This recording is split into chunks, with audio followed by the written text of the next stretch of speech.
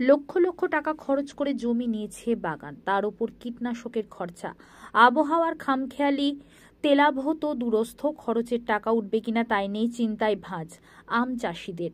নদিয়ার হাজার হাজার আম চাষি রয়েছে যারা প্রতি বছর আম চাষ করেন। এর মধ্যে একাধিক আম চাষি মালিকের কাছ থেকে লক্ষ লক্ষ টাকার বিনিময়ে সেই আম বাগান জমা নিয়ে আম চাষ করে থাকেন।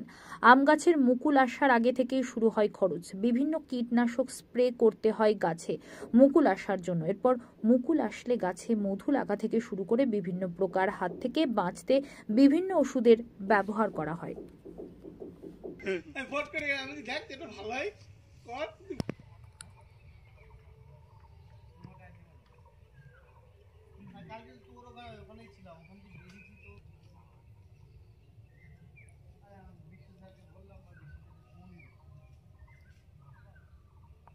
জয় গুরু জয় গুরু।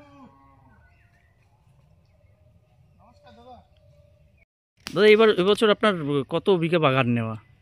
প্রায় 5 বিঘে মতো। কত গাছ হবে প্রায়? প্রায় 100 আপনি প্লাস। আপনি প্রতি বছরই করেন আম বাগান? প্রতি বছরই করি। আচ্ছা, এইবারের কি পরিস্থিতি রয়েছে আমের? এবার পরিস্থিতি হচ্ছে বৃষ্টি তো হয়নি এবছর। বৃষ্টি না হওয়ার ফলে কি হয়েছে কি প্রচুর পরিমাণে ওষুধ দিতে হয়েছে গাছে মূল নিয়ে আসার জন্য। এবার মূল নিয়ে আসার জন্য ওষুধ খরচ করা হয়েছে, তারপরে মূল এসছে, বৃষ্টি হয়নি, যার ফলে হচ্ছে কি গাছ ওই আমের গুঁড়া দিয়ে পচন ধরছে। যে কারণে প্রচুর পরিমাণে টাকা পয়সা খরচ করে মূল নিয়ে আসতে হয়েছে। নিয়ে আসার পরে বৃষ্টি নেই, যে কারণে পচন সৃষ্টি হয়েছে। আম কি ঝরে পড়ে যাচ্ছে? ঝরে পড়ে যাচ্ছে বৃষ্টি না হওয়ার ফলে। মানে এতে তো প্রচুর কীটনাশক দিতে হয়েছে। প্রচুর পরিমাণে কীটনাশক দিতে হয়েছে। আচ্ছা, আপনার কি নিজের বাগান না জমা নিতে হয়েছে? টাকা টাকার বিনিময়ে জমা নিতে হয়েছে। নিজের কিছু অংশ আছে, প্লাস সব টাকার বিনিময়ে জমা নিয়েছেন।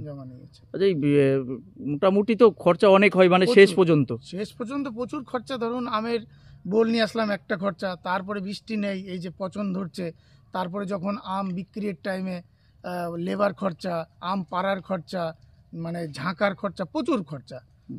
সে জায়গায় দাঁড়িয়ে যদি আম না ধরাতে পারেন তাহলে তো লস নাকি? প্রচুর পরিমাণে লস হয়ে যাবে যদি সঠিকভাবে সেই আমটা যদি না থাকে, বৃষ্টিটা যদি না হয়, প্রচুর পরিমাণে লস হয়ে যাবে। মানে এখন যথেষ্ট চিন্তায় আছে? হ্যাঁ, চিন্তায় আছি।